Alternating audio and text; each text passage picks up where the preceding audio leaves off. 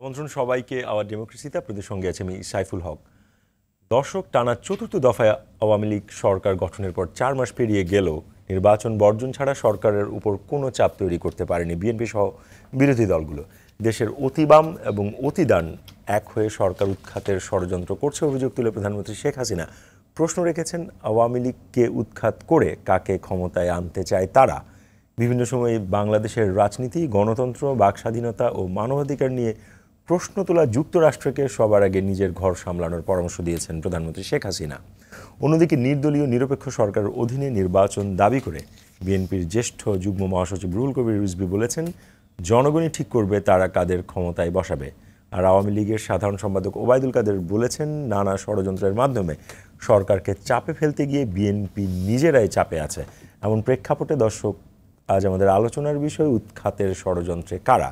আর বিষয়ে আলোচনার জন্য আজ আমাদের সঙ্গে স্টুডিওতে রয়েছেন আওয়ামী লীগ দলীয় সাবেক সংসদ সদস্য অ্যাডভোকেট ধীরেন্দ্র দেবনাথ শম্ভু, রয়েছেন বিএনপি চেয়ারপারসনের উপদেষ্টা হাবিবুর রহমান হাবিব, এবং রয়েছেন বিশ্ব গণতান্ত্রিক আইনজীবী পরিষদের সম্পাদক সুপ্রিম কোর্টের আইনজীবী হাসান তারিক চৌধুরী। দর্শক, আপনিও চাইলে আমাদের সঙ্গে এই আলোচনায় অংশ নিতে পারেন। স্কলে দেখানো নম্বরে ফোন করে প্রতিক্রিয়া দিতে পারেন, জানাতে পারেন আপনার মতামত, প্রশ্ন রাখতে পারেন, লিখতে পারেন আমাদের ফেসবুকে। সরাসরি চলে যাচ্ছি বিএনপি চেয়ারপারসন উপদেষ্টা হাবিবুর রহমান হাবিব, আপনাকে দিয়ে আজকের আলোচনাটা শুরু করতে চাই। প্রধানমন্ত্রী শেখ হাসিনা থাইল্যান্ডের সফর শেষে সাংবাদিকদের সঙ্গে এক সংবাদ সম্মেলনে তিনি যেই চুম্বক অংশটা মোটামুটি সমস্ত গণমাধ্যমে এসছে, যে প্রধানমন্ত্রী প্রশ্ন রেখেছেন যে দেশের অতি বাম এবং অতি ডান একসাথে হয়ে আওয়ামী লীগকে ক্ষমতায় বসাতে চাইছে, উৎখাত করতে চাইছে, এবং সেই উৎখাতের পরে কাদেরকে আসলে ক্ষমতায় আনা হবে সেই বিষয়ে এখনও নিশ্চিত না হওয়ার কারণে আসলে সমস্ত আন্দোলনগুলো খুব সফল করা যাচ্ছে না। একটু যদি এই মন্তব্যটা দিয়ে আজকের আলোচনা। আপনাকে ধন্যবাদ। আপনার মাধ্যমে আরটিভি সম্মানিত দর্শক শ্রোতা, দেশে দেশের বাইরে যারা দেখছেন তাদেরকে সশ্রদ্ধ সালাম। বিজ্ঞ দুজন আলোচককে আমার সুস্বাগতম। মহান আল্লাহ পাকের কাছে কৃতজ্ঞতা প্রকাশ করছি দীর্ঘদিন পর কারামুক্ত হয়ে আজকে আরটিভির প্রোগ্রামে আসতে পেরেছি বলে। আসলে আমিও বক্তব্যটি শুনেছি, উনি যখন বক্তব্যটা দেন আমার কাছে কেমন যেন মনে হচ্ছে যে এমন তো দেশের ভিতরে কিছু এখন আন্দোলন নাই, কোনো কিছু নেই, তো হঠাৎ করে এই ধরনের কথাবার্তা কেন বললেন? অতি বাম অতি ডান তারা আমাকে উৎখাত করতে চায়, উৎখাত করে কাকে ক্ষমতা বসাবে সেটা নির্ধারণ করতে না পারার কারণেই উৎখাতটা করছেন। এই যে এটা তো এরকম আসে। এখন এটা উনি কোথা থেকে ওনার কাছে কোন ইনফরমেশন আছে আমি জানি না, তবে আমরা যারা রাজনীতি করি তারা কাউকে উৎখাত করতেছেন না। তো আমি ব্যক্তিগতভাবে উৎখাতের পক্ষে না। আমরা একটা গণতান্ত্রিক রাজনীতির মধ্য দিয়েই ক্ষমতা পরিবর্তনে বিশ্বাসী, এর বাইরে আমরা অন্য কিছু চিন্তা করি না। তো একটি কথা আমার কাছে খুব খারাপ লেগেছে, যদি আমার পরে কে কাকে দেশ চলবে, কাকে মানে দেশ চালাতে, দেশ পরিচালনা করার লোকের অভাব নেই। আজকে যদি উনি প্রধানমন্ত্রী না থাকতেন, আওয়ামী লীগ ক্ষমতা না থাকতো, দেশের অর্থনৈতিক অবস্থা অনেক এগিয়ে যেত। একেবারে সুরা হিসাব মালয়েশিয়া মিনিমাম 15 লাখ লোক যেত, 15 লক্ষ লোক তো যেতই। মিডিল ইস্টে আর 15 লাখ লোক যেত। মিডিল সাথে সম্পর্কে থাকার কারণে দীর্ঘদিন যায়নি, এখন একটা শুরু হয়েছে। আর মালয়েশিয়া শুরু হয়ে আবার বন্ধ হয়েছে। তাহলে এই যে 15-30 লাখ, 5 লাখ বাদে 25 লক্ষ মানুষ যদি বিদেশে যেত, আমার নিশ্চয়ই যেত। আওয়ামী লীগের ভুল পলিসি G2G ফর্মুলার কারণে মালয়েশিয়া দীর্ঘদিন ঝুলেছিল, আর মিডিল ইস্টের সাথে সম্পর্ক খারাপ হওয়ার কারণে যায়নি। তো এই 25 লক্ষ লোক বাইরে থাকলে কত রেমিটেন্স আসতো, আর কিছু লাগে?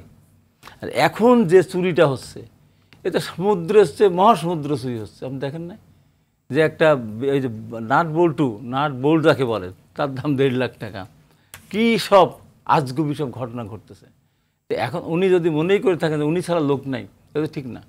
উনি তার এমন কিছু বিশেষজ্ঞ উনি তো না, উনি রক্তের উত্তরাধিকার হিসাবে উনি এসেছেন। হ্যাঁ, রাজনীতি করতে এসে ওনাকে অনেক ঝড়ঝাপটা পোহাতে হয়েছে, অনেকবার মৃত্যু ঝুঁকি পর্যন্ত ওনাকে নিতে হয়েছে। কিন্তু তার মানে এই না যে ওনার বাইরে আর কেউ গেলে, মানে উনি না থাকলে বা আর কেউ যদি ক্ষমতার পদবিটি আসে তাহলে দেশ পরিচালনা করতে পারবে না, এমন কিছু নাই। একটা উদাহরণ দিয়ে শেষ করি।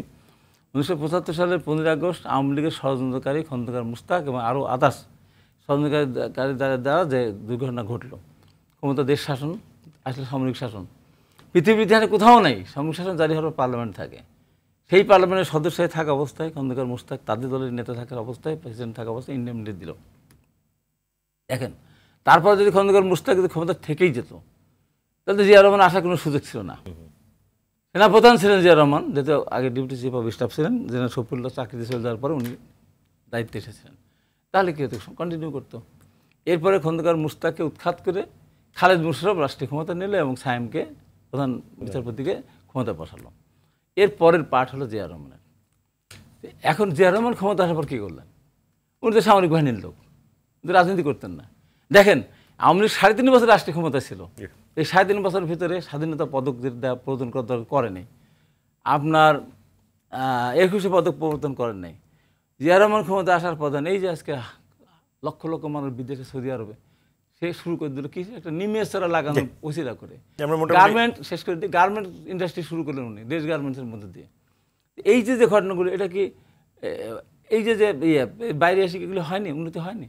আজকে দেশের জন্য এই যে অবস্থা, দেশের অর্থনৈতিক অবস্থা, তো মূল ভিত্তি কোথায়? গার্মেন্ট আর আপনার ম্যান পাওয়ার, তারপর ইরিগেশন, তাদের মাথা থেকে তো আসছে।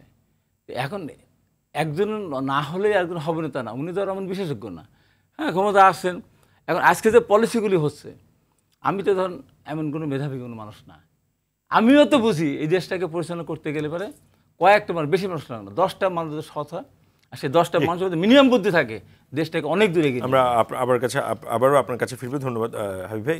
এবারে যেতে চাই আওয়ামী লীগ দলীয় সাবেক সংসদ সদস্য অ্যাডভোকেট ধীরেন্দ্র দেবনাথ শম্ভু আপনার কাছে। শম্ভুদা, আপনি নিশ্চয়ই সংবাদ সম্মেলনটি নিশ্চয়ই দেখেছেন এবং সেখানে এই প্রশ্নটি যিনি রেখেছেন, আমার একটি প্রশ্ন হচ্ছে, এই সময়ে যেহেতু এটা বেসিক্যালি থাইল্যান্ড সফর করে এসে পোস্ট থাইল্যান্ড সফর, ওই বক্তব্যটা ওই সময়ে দেওয়ার কোনো বিশেষ কারণ আপনার কাছে মনে হয় কিনা, নাকি জেনারেল কমেন্ট? ধন্যবাদ আপনাকে এবং আপনার মাধ্যমে সম্মানিত যেটা হাবিব ভাই বলছেন দেশে ওই অর্থে কোনো আন্দোলন নেই এখন, দেশবাসী সহ যারা এটা দেখে সবাইকে। হাবিব সাহেবরা একটা মিশনে আছে, তারা এমন সমস্ত কথা বলবে যেগুলো ইতিহাস বিরুদ্ধ কথা। উনি জিয়াকে রাখেন পর্দার অন্তরালে, মোস্তাককে নিয়ে আসেন সামনে।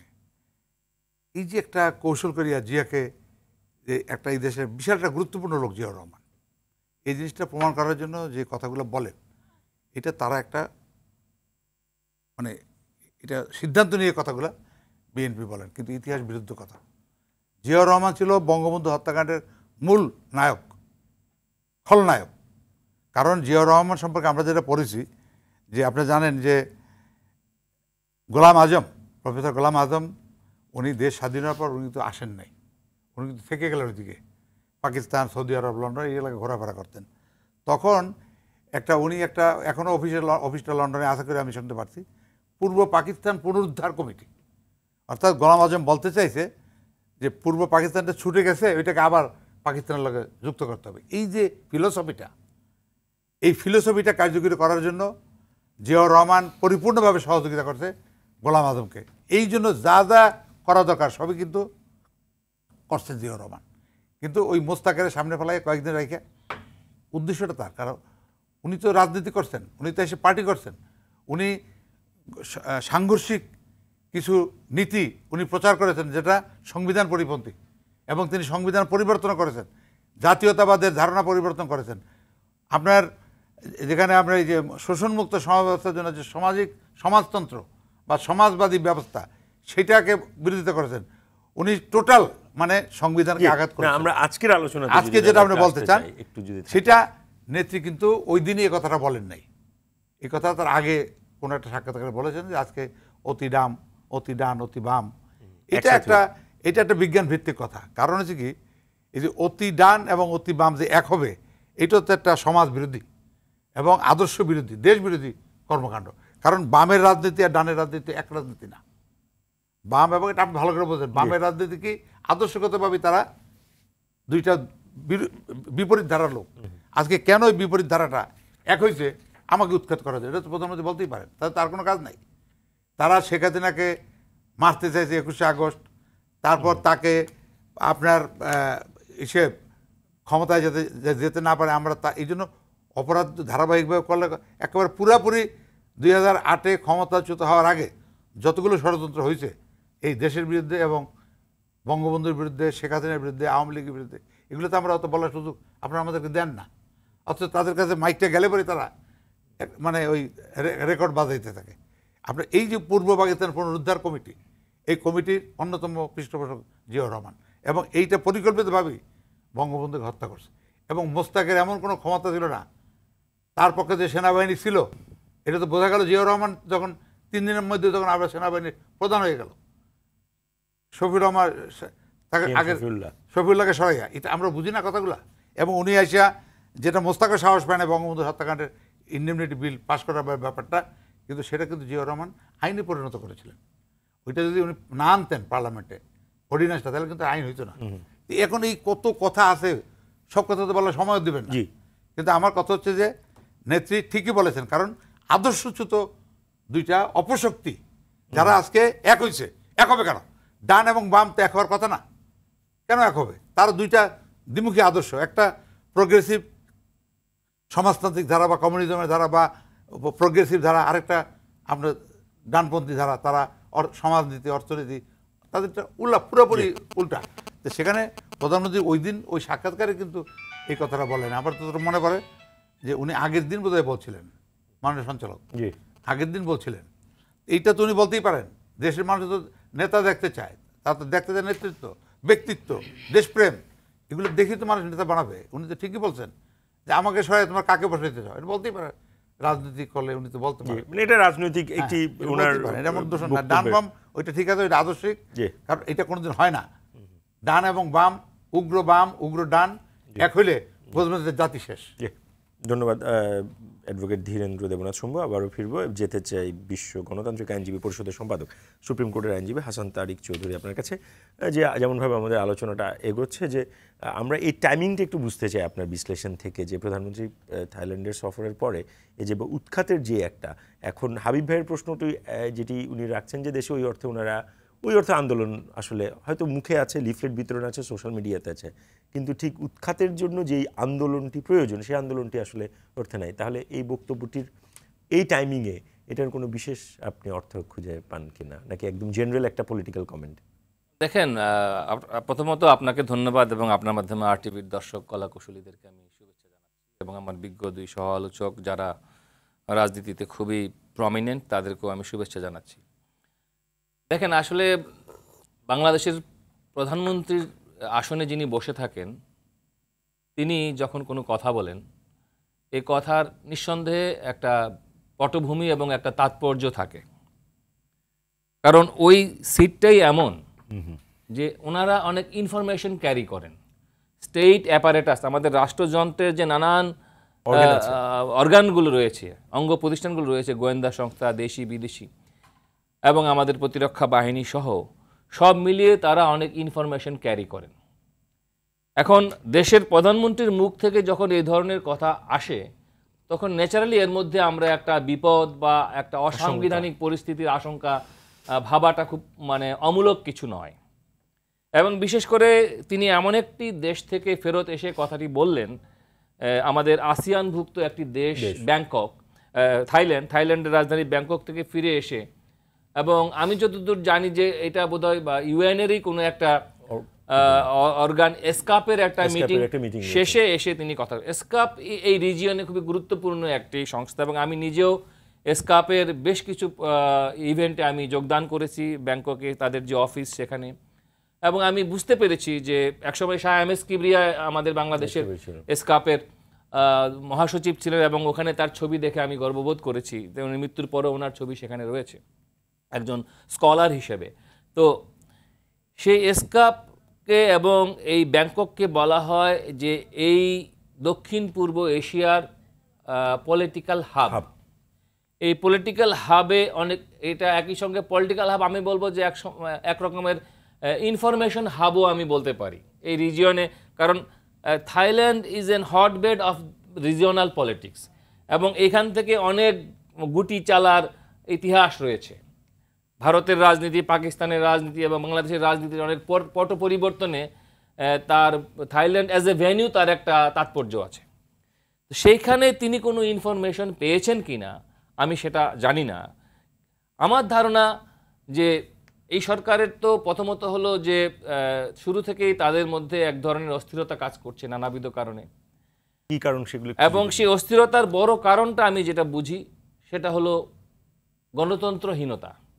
কারণ আমাদের দেশের যে ডেমোক্রেসির যে ক্রাইসিস, এই ক্রাইসিসটা শুধু আমাদের দেশে নয়, আমাদের যারা উন্নয়ন অংশীজন, যারা আমাদের দেশের উন্নয়ন অংশীদার, তাদের মুখ থেকেও কিন্তু আমরা আমাদের দেশের ডেমোক্রেসির যে সংকট সেটি আমরা বিভিন্ন সময় বিভিন্ন স্টেটমেন্টে পেয়েছি। এখন আমরা তাদেরকে সমালোচনা করেছি। আমাদের দেশে যারা রাষ্ট্রদূত, তারা তাদের ভিয়েনা কনভেনশন লঙ্ঘন করে আমাদের দেশের আভ্যন্তরীণ বিষয়ে তারা কথা বলেছে, আমরা তাদের সমালোচনা করেছি বটে, কিন্তু বিশ্ব গণমাধ্যম এবং সাংবাদিকরা তো আর ভিয়েনা কনভেনশনের আওতায় পড়ে না। বিদেশি সাংবাদিকরা কিন্তু তাদের যে ইনসাইড রিপোর্টে, তাদের যে অনুসন্ধানী প্রতিবেদনে বাংলাদেশের ডেমোক্রেসির ক্রাইসিসকে সারা বিশ্বের বিভিন্ন জায়গায় তুলে ধরেছে, এবং এটা তুলে ধরার কারণে তাদের ব্যাপারেও অনেক বিধিনিষেধের সম্মুখীন তারা হয়েছে, যে কারণে আজকে দেখবেন বাংলাদেশে গণমাধ্যম সূচকে কিন্তু বাংলাদেশ 3 ধাপ পিছিয়ে গিয়েছে। তার আমি একটা মাঝখানে একটা প্রশ্ন করে রাখি, সেটা হচ্ছে এই ধরনের উৎখাতের যখন ম্যাপিংগুলো হয় সেক্ষেত্রে একটা ইন্টারন্যাশনাল ফ্যাক্টর কিন্তু অ্যাসোসিয়েট ন্যাচারালি থাকে, মানে লোকাল ফ্যাক্টরের পাশাপাশি। এবং আপনি দেখবেন যখন বঙ্গবন্ধু শেখ মুজিবুর রহমানকে সপরিবারে নির্মমভাবে হত্যা করা হয়, তার আগেও দেখবেন যে এরকম একটা পটভূমি কিন্তু তখন তৈরি হয়েছিল। তো এখন এই পটভূমি বাইরে থেকে হয় এবং দলের ভেতর থেকে হয়। আপনি দেখেন, আমরা যদি আজকের দৈনিক কাগজগুলো দেখি, আমরা দেখব যে একটা অপশাসন দেশে চলছে। এই অপশাসনটা কি বাইরের লোক এসে তৈরি করেছে?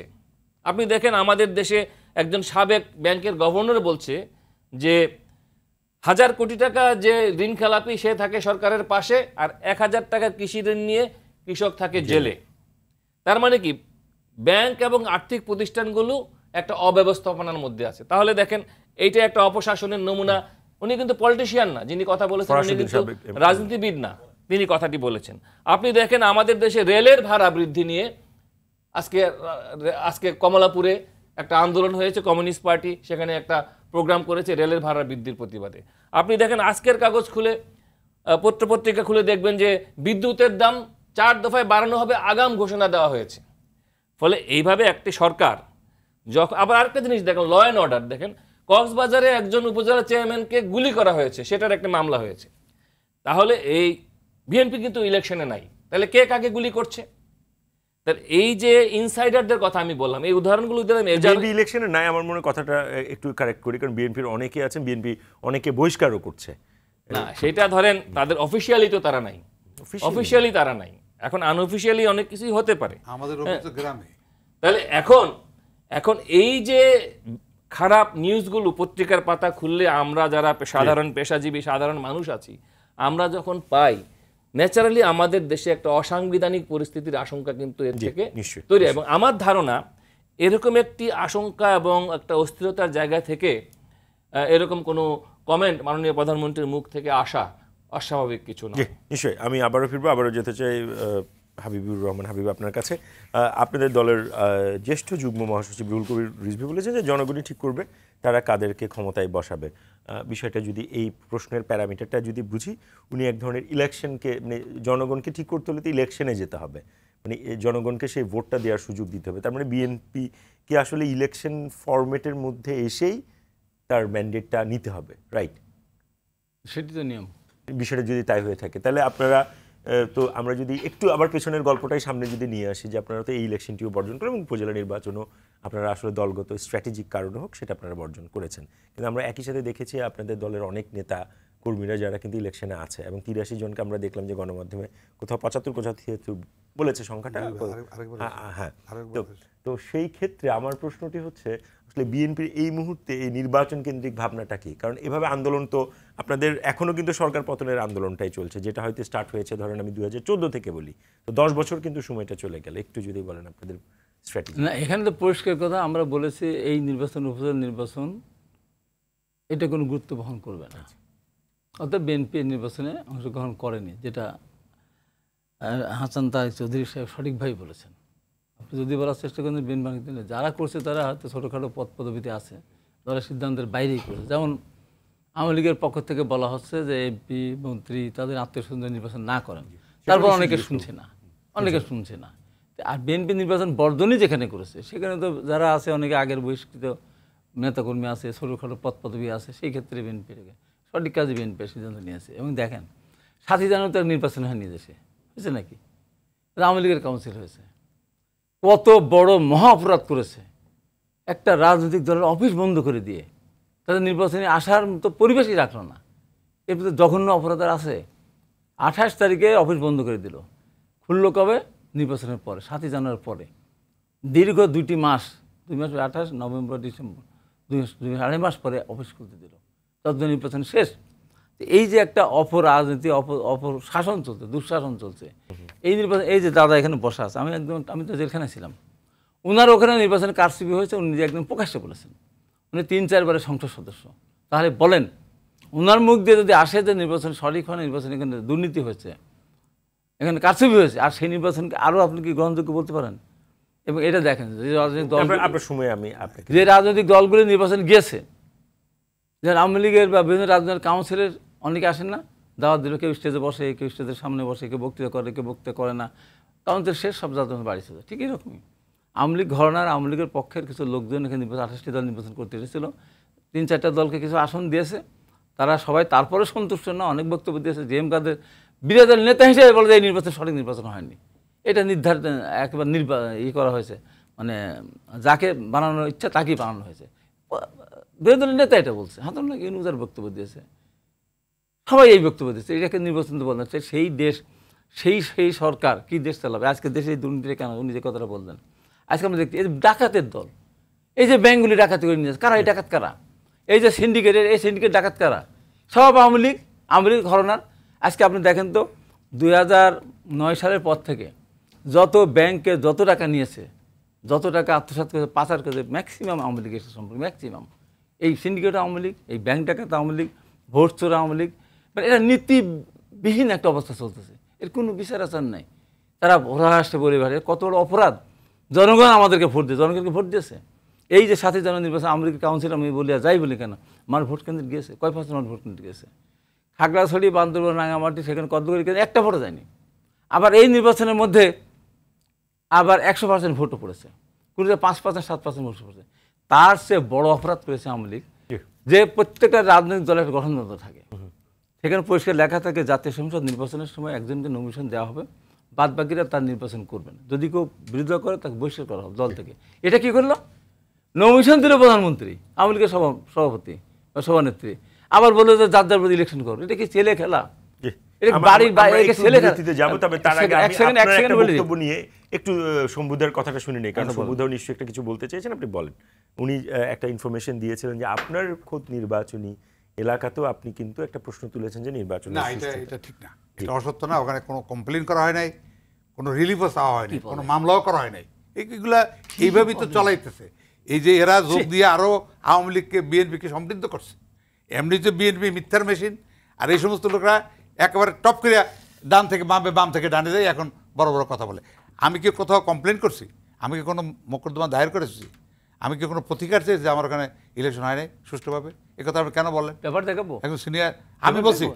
আরে আমরা পেপারে দেখেছি। আর কি পেপারে কি দেখলাম? কত প্রতিবাদ করেছে, নির্বাচন হয়নি একবার না, অনেকবার বলেছে। না না, এরকম কোনো কথা হয় না, আমরা পেপারে দেখেছি। এইটা এইভাবে হয় না। আমার যেটা লিগ্যাল সেল, তারা কয়েকটা পয়েন্টে দৃষ্টি আকর্ষণ করতে, এই পয়েন্টগুলো আপনারা দেখেন। এই কথাটা বলতে নির্বাচন আপনাদের মিথ্যা কথা, অসত্য কথা আমরা বলতে আপনারা নষ্ট হয়ে গেছেন। আপনাদের কোনো ক্যারেক্টারই নাই এখন, রাজনীতি করার কোনো চোর হইলে সে আওয়ামী লীগ হবে না, ডাকাত হইলে সে আওয়ামী লীগ হবে না। চোর ডাকাত যাবে বিএনপিতে, চোর ডাকাত দেবে ডানপন্থী হবে। না না না, সমস্ত আপনার এই কথা কেন বলেন? আমরা আপত্তি করি, সিরিয়াসলি আমি অপোজ করলাম। এই কথা বলতে পারেন না। চোর ডাকাত বলবো না, চোর ডাকাত আওয়ামী লীগ করতে পারে, চোর ডাকাত বিএনপি করতে পারে, চোর ডাকাত আওয়ামী লীগ করতে পারে না। আপনি হঠাৎ করে আওয়ামী লীগের বড় নেতা জীবন করলেন, আওয়ামী লীগ এই স্বাধীনতার পক্ষের লোক, আমরা পট করে দিয়া খালেদা জিয়ার লাগে মঞ্চ টাকা দেন, পুরা বিপক্ষের লোক, কিসে বিপক্ষের লোক? কি স্বাধীনতা? জিয়াউর রহমান বিএনপি স্বাধীনতার পক্ষের লোক। কি আপনি উদাহরণ দেন? কেন কেন? আরে বাবা, স্বাধীনতা পদক প্রবর্তন করলো জিয়াউর রহমান, বলেন না যে কি জন্য? আপনার 21 পদক জিয়াউর রহমান দিয়ে গেল, তারপরে বলেন যে রাষ্ট্র যখন চলতে পারেন না, ও রাষ্ট্র যখন হইছে বিরোধী দলের স্বাধীনতা পদক দিবে। এই কথাগুলো তো আমরা উঠাই না, আপনি উঠান কেন? আপনি আরেকটা যেগুলো উঠান, মারাত্মক আরেকটা আপনি কেন জিয়াকে ডিফেন্ড করেন? জিয়া হচ্ছে সমস্ত কিছুর মূল। আরে জিয়াউর রহমান যদি ক্ষমতা পাদরে না আসতো, অবৈধভাবে পার্টি করে কর্নেল তাহের যদি ক্ষমতা আসতো, অ্যাপিলেট ডিভিশন কিন্তু জিয়াউর রহমানের সমস্ত কার্যকলাপ কিন্তু নিষিদ্ধ ঘোষণা করছে। এবং নাম এটা নিশানা এখন থাকতো না। জিয়া এখন রহমানকে আওয়ামী লীগ সম্মান করা শেখেন। কেন করে না আমি জানি না, তার দল তো এগুলা চলে না, তো এগুলা তাদেরকে আবার পুনর্জন্ম নিতে হবে, ওই নামে দল করতে পারবো না আপনি বাংলাদেশে। উনি যেটা বলেছেন আপনি মনে করেন আপনার কাছে আপনার স্টেটমেন্ট হচ্ছে এটা অসত্য। না, এটা অসত্য। জি। আর পেপার পত্রিকাতে মানুষ শুনতে চায় তার কি আরে বলবে? পেপারে তো কত কিছু একবার ওঠে। তো হেরে গেছেন, মানুষ তো আপনাকে না, ধিক্কার কেন দিয়েছে, হেরে এইবার গেছে? আবার এই যে এই কথা বলার কারণে আপনি এলাকার মানুষ আপনার বিপক্ষে চলে গেল। এটা আপনার মন্তব্য করার অধিকার নাই আপনার। কেন অধিকার নেই? কেন অধিকার আমি নাই? দেখেছি তো, আপনি যে আমি কি পেপারে নির্বাচন দেখেছি। করছেন, আমি সাহেব, এটা তো আমি আমরা তো পেপারে দেখেছি। আপনি আরে আগে আমি খুব- তো এই দেশে গণতন্ত্র প্রতিষ্ঠা করেছি। হ্যাঁ, গণতন্ত্র আমি প্রতিষ্ঠা যদি হাবিব প্রেসিডেন্ট সাহেব হ্যাঁ, না করে ওইসব একটা ভুলে গণতন্ত্র যান, দেয় না। ওগুলো ভুলে যান। আমি যদি কবে জনতার মাস আপনি- না করি, কবে আপনি আপনারা আওয়ামী ক্ষমতা লীগ আসতে করছেন, পারেন না। কবে কবে ছাত্রলীগের উনি- সভাপতি ছিলেন, হাবিবুর রহমান এগুলো হাবিব যা ইতিহাস- করে গেছে, এগুলো ভুলে যান। হাজার বছর করে না, না, এগুলো ভুলে যান, এই সমস্ত কথা বলে হাজার না, না, বছর আমরা করে। এই আলোচনা আপনি আরো বলেন না? শুনবো। আমাদের একটা বিরতিতে যেতে হচ্ছে। দর্শক, আওয়ার ডেমোক্রেসি অনুষ্ঠানে নিচ্ছি ছোট বিরতি, আমাদের সঙ্গেই থাকুন। এবং আপনারা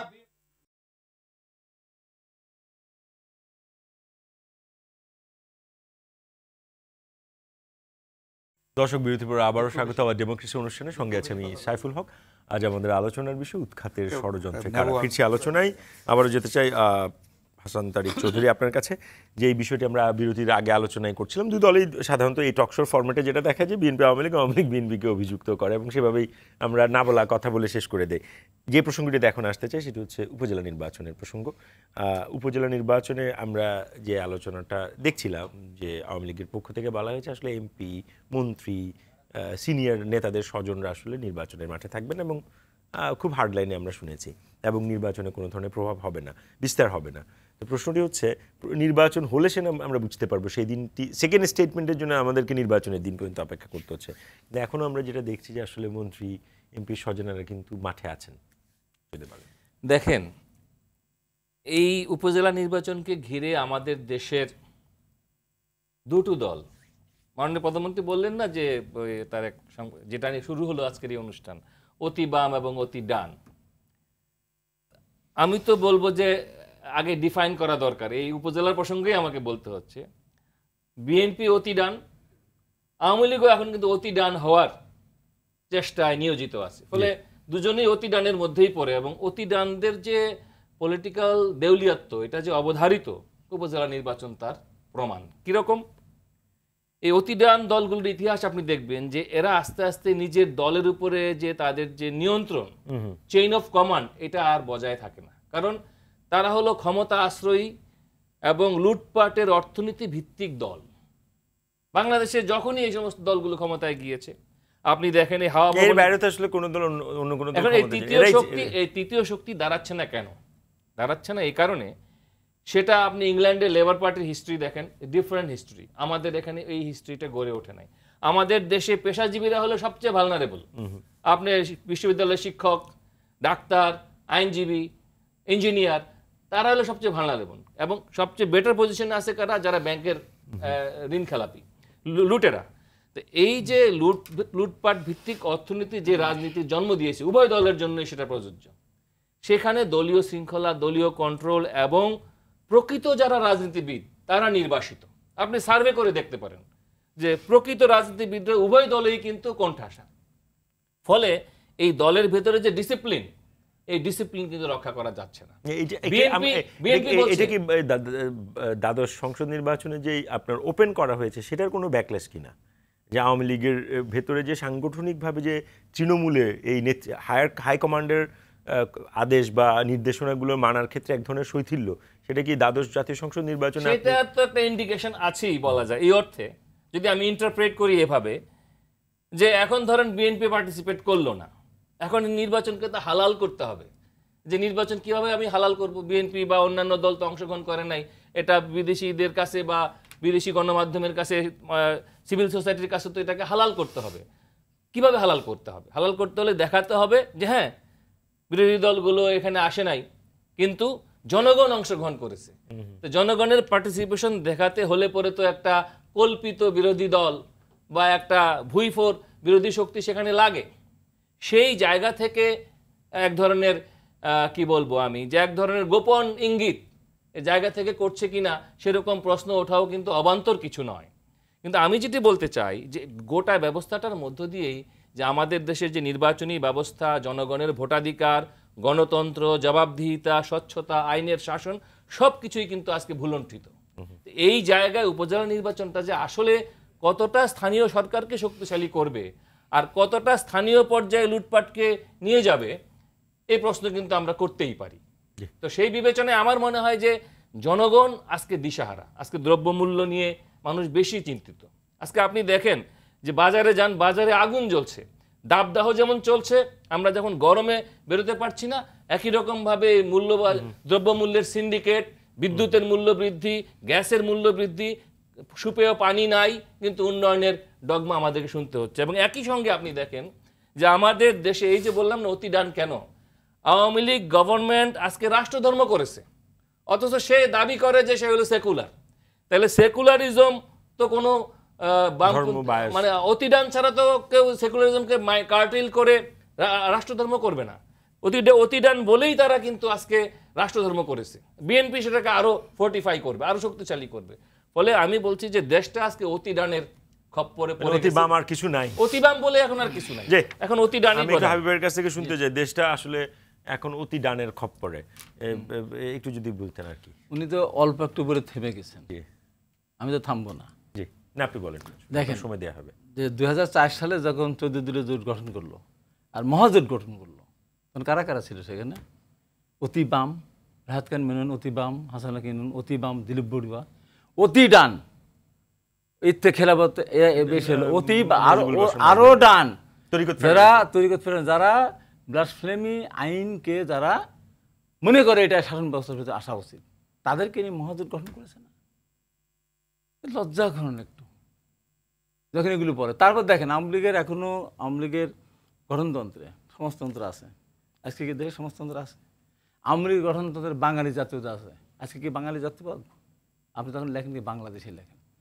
আপনি উনি যেটা বললেন ধর্মনিরপেক্ষতা, আজকে বাংলাদেশের ধর্মনিরপেক্ষতা অবশ্যই ধর্মনিরপেক্ষ দেশ না। গণতন্ত্র, গণতন্ত্র কবরের নিশ্চিত কবর তো দেওয়া হয়েছে, তার ভিতরে 7 সমুদ্র 13 নদী আরো পানি জমে গেছে কবরের ভিতরে। এটি কি গণতন্ত্র? এই দাদা বললেন আমার ব্যক্তিগত কথা বলেছিল, দাদা খুব রাগ করলেন। আরে দাদা ব্যক্তিগতভাবে বলছে এই কারণে, আমার মতো একটা ক্ষুদ্র মানুষ, বিএনপি তো বড় নেতা না, আমাকে সর্বপ্রথম নির্বাচনে অযোগ্য ঘোষণা করেছে এই সরকার। আমি যদি নির্বাচন করতে না পারি, ঠিক হাবিবের ওই টেস্টটা ছিল, আমি যদি ছাত্রলীগের প্রেসিডেন্ট না হতাম, ওই লাশ নিয়ে জিহাদের লাশও নিয়ে আসতো না, ওই সব ছাত্রকে আমি বলেছি গঠন হতো না, লাস্ট দিন সভাপতি আমিই করেছি। আবার এই যে এই যে জনতার মঞ্চ, কেউ তো বল নাই, আমি জনতার মঞ্চ নাম জানতাম, স্বেচ্ছাসেবক লীগের আমি অ্যাক্টিং কনভেনার, মকবুল ভাই তখন জেলে, ওই লাস্ট দিন সভাপতি আমিই করেছি। যে কারণে এই সরকার, আমি বিএনপির এত বড় নেতা না, তখন তো দুটো দায়িত্বে ছিলাম, আমাকে প্রথমে নির্বাচন অযোগ্য ঘোষণা করে। বলে তো বিএনপি ভয় পায়, নির্বাচনে আসে না। দাদা কি বললেন, আমাকে না কিছু গণপিটুনি দিয়েছে, গণপিটুনি দিয়েছে দাদা, গণপিটুনি দিয়েছে, আমার উপরে আঘাত করেছে, নির্মম অত্যাচার। আপনি যদি মিনিমাম আপনার ভিতরে মনুষ্যত্ব থাকতো, আপনি অবশ্যই দুঃখ প্রকাশ করতেন। প্রধানমন্ত্রী আমাকে আহত করার পর উনি পিন্টু চৌধুরীর কাছে ফোন করেছিলেন পাবনার, যেরকম অন্যায় কাজ করা হয়েছে, আমার জন্য চিকিৎসা হয়, উনি বলেছেন চিকিৎসার ব্যবস্থা করতে বলেছিলেন। যদিও হেলিকপ্টার ফ্লাই করতে হলে প্রধানমন্ত্রীর অফিসের অনুমতি লাগে, পিন্টু চৌধুরী হেলিকপ্টার আমি আসি নাই, বিআরবির হেলিকপ্টার এসেছে, কিন্তু আমি স্কোয়ারে চিকিৎসা নিয়েছিলাম। আমাকে বলে গণপ্রতিনিধি দিয়েছে। এই যে কথাগুলো বলেন, তখন শরীরের ভিতরে আগুন ধরে যায়। এখন কথা হলো, এই যে আজকে উপজেলা নির্বাচন কথা বলছেন, এটা দলীয় প্রতীক বাদ দিল কেন? কেন বাদ দিল? এখনও তো আইনি আছে দলীয় প্রতীক, যখন করেছিল তখন আমার বাধা দিয়েছিলাম, শুনে নাই, এখন বাদ দিল কেন? বাদ দিল এই কারণে যে যেহেতু বিএনপি নির্বাচনে যায় নাই, অতএব দলীয় প্রতীক এখন উঠিয়ে দিতে হবে। এই কারণে আওয়ামী লীগের দলীয় প্রতীকে যাদেরকে নমিনেশন দিবে 450-এর উপরে নির্বাচন হবে, 50টা আসনে দলীয় প্রতীক জিতবে না, সব প্রধানমন্ত্রী স্বাক্ষরিত দলীয় প্রতীকের প্রার্থীরা সব হেরে যাবে, সেই ভয়ে দলীয় প্রতীক প্রত্যাহার করে নিয়েছে। এ কি ছেলে খেলা? আপনার দলীয় গঠনতন্ত্রে আপনার নির্বাচন নমিনেশন দেবেন, একজন বহিষ্কার করুন, সেখানে অবাধ দিয়ে দেন যে ইচ্ছা সে ইলেকশন করো। এটা কোনো কিছু হতে পারে? এই পরিসংখ্যানটা হাবিব একটু যদি আমাদেরকে একটু আমি ভেঙে বলি, 450-এর মধ্যে আপনি 50টা, মানে এটা কি কেন বলছি আমি? আপনার উপজেলা আপনার নির্বাচন কত? ট্যাক্স লাগে না তো, প্রায় 450-এর উপরে না, 4,500-এর উপরে না, 4,500-এর উপরে প্রায় 15 থেকে 1600 আছে আপনার চেয়ারম্যান স্বতন্ত্র প্রার্থী। তারা কারা? তারা হলো আওয়ামী লীগের লোকজন। তার মানে দলীয় প্রধান বুঝতে চাচ্ছি, এটা কি আপনি সংসদ নির্বাচনের যেই আপনার 62টা ওইটার ইন্ডিকেশন ওটার ইঙ্গিত, তার আগের দুইবার ইউনিট কাউন্সিল নির্বাচন সেই ইঙ্গিত। আরে দলীয় প্রধান নমিনেশনের পর সেই প্রতীক জামানত বাজেয়াপ্ত হবে কেন? 70 ভোট 75 ভোট 48 ভোট পর্যন্ত পেয়েছে একটা চেয়ারম্যান প্রার্থী ইউনিয়ন কাউন্সিল। যে কারণে সেই ভয়ে ওই হিসাবে দেখছে যে দলীয় প্রতীক যদি এখন দেই, যাদেরকে নমিনেশন দিবে তারা জিতে আসতে পারবে না, আওয়ামী লীগের জিতবে অন্যরা, তারা আমরা তো নির্বাচন যাচ্ছে। আমরা একটু অ্যাডভোকেট ধীরেন্দ্র দেবনাথ শম্ভুর কাছ থেকে শুনতে চাই। মোটামুটি প্রশ্ন নাই, কারণ দাদা অনেকগুলো প্রসঙ্গ তুলেছেন, আপনি যদি একটু উত্তর করতেন। এই যে দলীয় প্রতীকের উত্তরটা আগে দিই। দলীয় প্রতীকের ব্যাপার তো জাতীয় ঐক্যমত্যের ভিত্তিতে করা হয়েছিল, এবং ওনারা তো ধানের ছড়া নিয়ে করেছেন, ভাসানির ধানের ছড়া নিয়ে বিএনপি ইলেকশন করছিল, কয়েকটা ইলেকশন তো করছিল তারা ধানের ছড়ায়। তো সেখানে এটা তো বাধ্যতামূলক না, কেউ প্রতীক ব্যবহার করতে পারে না করতে পারে, এটা কোনো অসুবিধা নাই। দলীয়ভাবে একটা শৃঙ্খলার জন্য, যেটা জাতীয়ভাবে পৃথিবীর বিভিন্ন গণতান্ত্রিক দেশে এখনও ওই রুট লেভেলে ইলেকশন কিন্তু হয় দলীয়ভাবেই। যেমন আপনার পার্শ্ববর্তী ভারতেই তো আপনার পঞ্চায়েত নির্বাচন হয় দলীয়ভাবে। তো একটা তো ভালো উদ্দেশ্য মাথায় নিয়ে করা হয়েছে যে সবটাই একটা রাজনৈতিকভাবে তৈরি হোক, কারণ রাজনীতি মানেই তো সততা, রাজনীতি মানেই তো দেশপ্রেমিক। এর বাইরে তো আমি দেশপ্রেমিক আসলে তো মনে করতে পারি না। সেখানে ঠিক আছে, দলীয় প্রতীকের উত্তরটা পেলাম যে এটা এবং এটা আপনি করতেও পারেন নাও করতে পারেন, সেটা সিদ্ধান্ত হচ্ছে না দরকার নাই, ফ্রি করে দাও সবার জন্য যেরকম করবে। কিন্তু সেটাকে ওরা এখন যে আমাদের ডরে আওয়ামী লীগ নৌকা দেয় নাই, এই সমস্ত চাপাবাজি এগুলো কি চলবে? এখন আপনি আইব খানের আমলে চাপাবাজি যদি এমন করেন বাংলাদেশে, সেটা চলবে? এটা ঠিক না। আরেকটা কথাগুলো বলছে যে আপনার, যেমন আপনার সেকুলারিজমের কথা বলছে। Secularism itself is a science, political সায়েন্সের মধ্যে সেকুলারিজমটা পড়ে। এবং আমরা তো বেসিক্যালি সেকুলারই, সবাই প্রত্যেকটা মানুষই তো সেকুলার, জন্মগতভাবে আমরা সকলেই সেকুলার, মানুষের জন্য মানুষ। আপনি মানুষের মধ্যে বিভেদ করার কোনো অধিকার তো আপনার নাই। সেগুলো তো আপনার বইয়ের কথা শুনতে খারাপ লাগে না, বেশ ভালো লাগে। শিক্ষক মানুষ বিশ্ববিদ্যালয়, আমরা তো সবাই জন্মগতভাবে সেকুলার। এই যে বলে যে ইসলামের সঙ্গে সাংঘর্ষিক, নাও, ইসলাম সেকুলারিজমকেই সমর্থন করছে, কারণ প্রিয় নবী মদিনায় যে মদিনা সনদ করছেন সেটা সম্পূর্ণভাবে সেকুলার অ্যাটিটিউডের এবং কোথাও নাই যে মানুষ হিসেবে আপনার জন্য এক বিচার, আমার জন্য এক বিচার, এটা তো দেশে নাই। মানে আপনি একদিকে সমাজতন্ত্র বলতে পারেন, ধর্মনিরপেক্ষতা বলতে পারেন, আবার রাষ্ট্রধর্ম ইসলাম, এইটা তো তারা করছে। এই যে সেটার সমর্থক তো জিয়াউর রহমান এরশাদের তো এই গণ্ডগোলটা করছে। আরেকটা জিনিস হচ্ছে আপনার এই কি যেন গণতন্ত্র, এই যে কতগুলো কথা ওটা বলেন, অপশাসনের জন্ম দিয়েছে কারা এই দেশে? সেইটা কে জন্ম দিয়েছে সেটা দিয়ে কিন্তু আপনি অপশাসন করলে সেটা লেজিটিম না, হবে আমরা তো না। অপশাসন যদি করে থাকেন সেটাই অপশাসনের শিকার, এইটা ছেড়ে আসলাম। আপনি শিকার হইতে পারেন, আপনি শিকার, আপনি যেভাবে উত্তেজিত কথাবার্তা বলেন ডানপন্থী দল করিয়া, এগুলো বলবে বামপন্থীরা, আপনার কথা এগুলো খাটে না। আপনি যদি বলেন আমি এখন ই করতেছি কি জানো, আমি এখন জেহাদ করতেছি, আমরা মানবতাপন্থী, আর এই যে আপনার এই যে এটা পলিটিক্যাল সায়েন্সে তো ডান বাম বা সেন্ট্রিস্ট নির্ধারিত করা হয়, মানবতাপন্থীটা পাই নাই আর কি। মানবতাপন্থী আমরা মানবিক, আমরা একটা প্রশ্ন বলেছেন যে আপনারা যখন মহাজোট হয় সেখানে কিন্তু আপনার ডান বাম সব ধরনের মিক্সচার, তখন কেন হয়েছে এটা হাবিব সাহেব জানে না তখন কেন হয়েছে? উনি মানে সেটা মহানায়ক কেন হয়েছে? মহাজোট হলো কখন? ওনারা তো এরশাদকে নিয়ে টানাটানি করলো, বিএনপি তাকে নিবে, কিন্তু এরশাদ যখন গেল না তখন আমাদের দলে আসলো, তখন সেটাকে আর অন্য কোনো নাম না দিয়া মহাজোটই করা হলো। দোষী কি এখন? সে মহাজোট এখনো আছে, কনসেপ্টটা তো আছে। যারা নাকি 14 দলের ছিল তারা তো ঐতিহাসিকভাবেই আওয়ামী লীগের সমর্থক, মুক্তিযুদ্ধের সমর্থক, এটা নিয়ে কি আছে? তারা তো ঐতিহাসিকভাবেই তারা না, প্লিজ কথা কথা বলেন প্লিজ হাবিব সাহেব, তারা তো সঠিকভাবে আছে 14 দল, তারাই এখন আদর্শিক, কারণ তারা মুক্তিযুদ্ধের পক্ষের লোক, তারা মুক্তিযুদ্ধ করছে, প্রত্যেকটা লোক ফ্রিডম ফাইটার, এবং সেটা নিয়ে আলোচনার বিষয় আছে। আপনার লগে আপনার সঙ্গে কার সঙ্গে সম্পর্ক? আপনি কার সঙ্গে সম্পর্ক করেন? আপনি বিএনপি সম্পর্ক কার লগে, কাদের নিয়ে? আপনাদের টার্গেট হচ্ছে একটা অসৎ উদ্দেশ্যে একটা গণতান্ত্রিক সরকারকে আপনারা উৎখাত করে আপনার ক্ষমতা দখল করবেন, সেটা আপনি ভোটে না দিয়া আপনারা বিকল্প পথ খুঁজতেছেন। এটা কি মানুষ বোঝে না? আপনি কেন নির্বাচনে আসলেন না? আপনি তো জানেন এই যে আমেরিকা এবং ভারত কিন্তু তাদেরকে নির্বাচনে যাওয়ার জন্য সর্বশেষ কিন্তু তাদেরকে অনুরোধ করছে নির্বাচনে যান, কিন্তু তারা নির্বাচনে আসেনি। যারা তাদেরকে নাচাইছে আমেরিকা, তারাই পরের বছর কিন্তু আপনারা নির্বাচন করেন। এরা তো সকলের সঙ্গে বেইমানি মুনাফিকি করছে। বেইমানি মুনাফিকি তো একটা বিচার হবে, মানুষ তো দেখবে। আমরা শেষ পর্যায়ে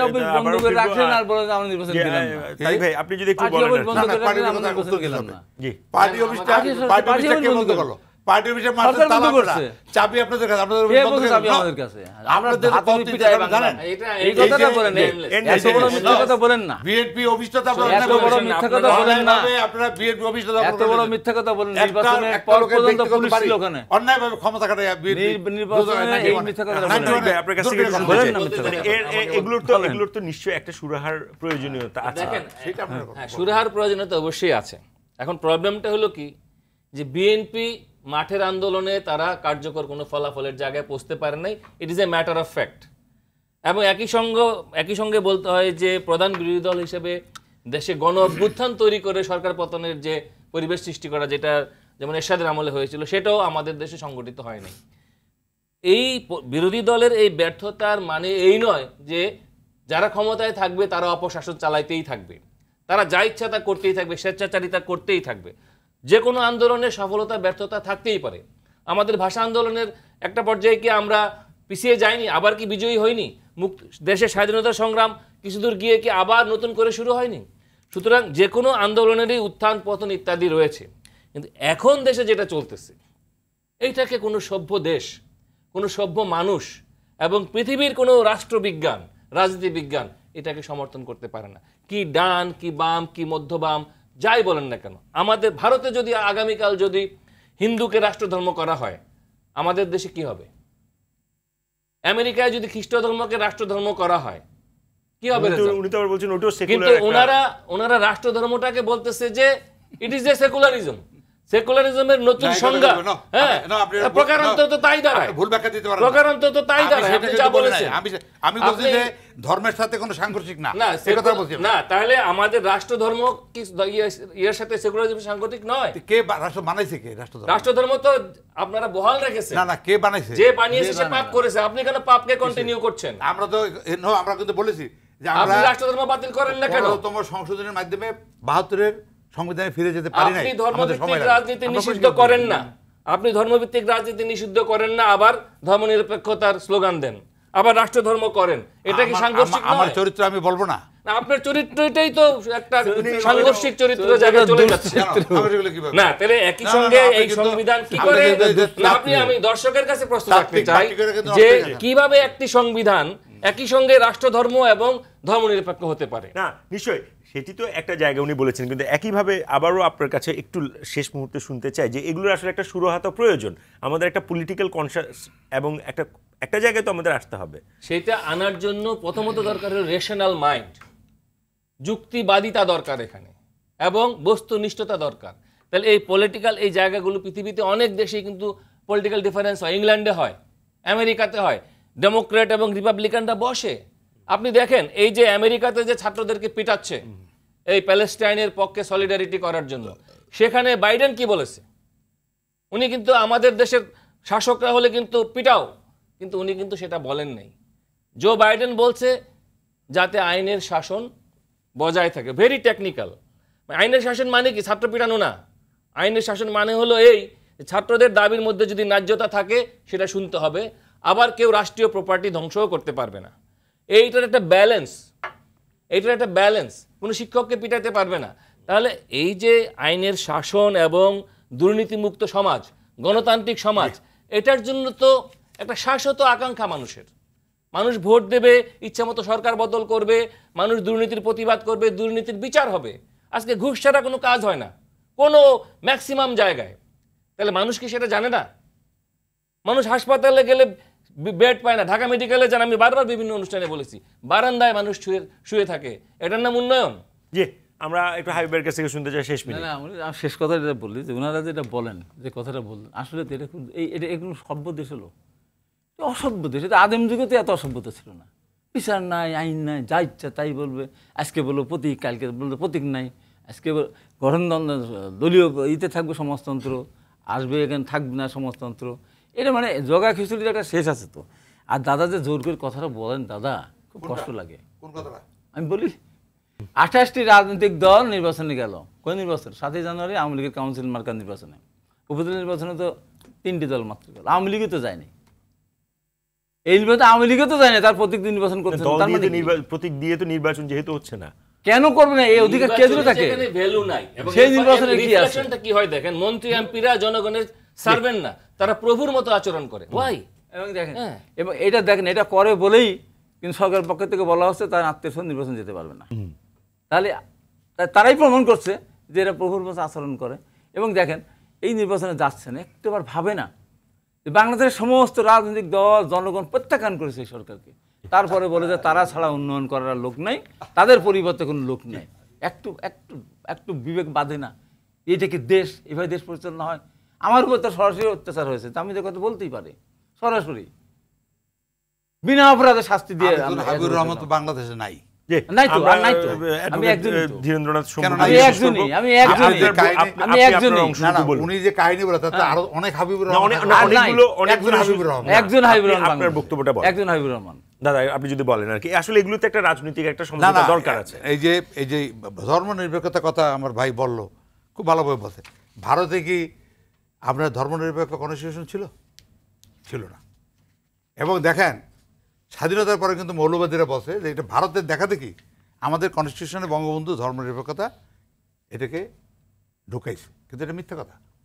আমরা পৃথিবীতে ঘোষণা দিয়া ধর্ম নিরপেক্ষ রাষ্ট্র, বঙ্গবন্ধু তো ঘোষণা দিয়া সেকুলার এইটা। এবং ভারত কিন্তু এই যে রাজীব গান্ধী যখন ক্ষমতায় আসে তখন কিন্তু সেখানে আপনি তো প্রফেসর আপনারা জানবেন, মানে 74 সনে বোধ হয় জি, আমরা ওখানে ধর্মনিরপেক্ষতা আনছে।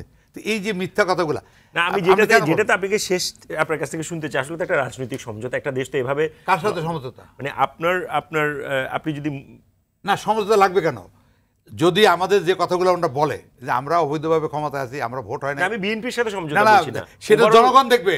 খালেদা জিয়া 15 ফেব্রুয়ারি নির্বাচন করছিল, ঘোষণা কর নির্বাচনের পরে কিন্তু স্টেটমেন্ট দিয়েছে পার্লামেন্টে যে জনগণ আমাকে 5 বছর নির্বাচিত করছে, মনে থাকার কথা আপনার। কিন্তু থাকতে 5 বছর 1 মাসের মধ্যে নামাইছে। যদি সেরকম আমাদের কোনো অন্যায় থাকতো তাহলে জনগণ আমাদেরকে টাইনিয়ে নামাই দিত।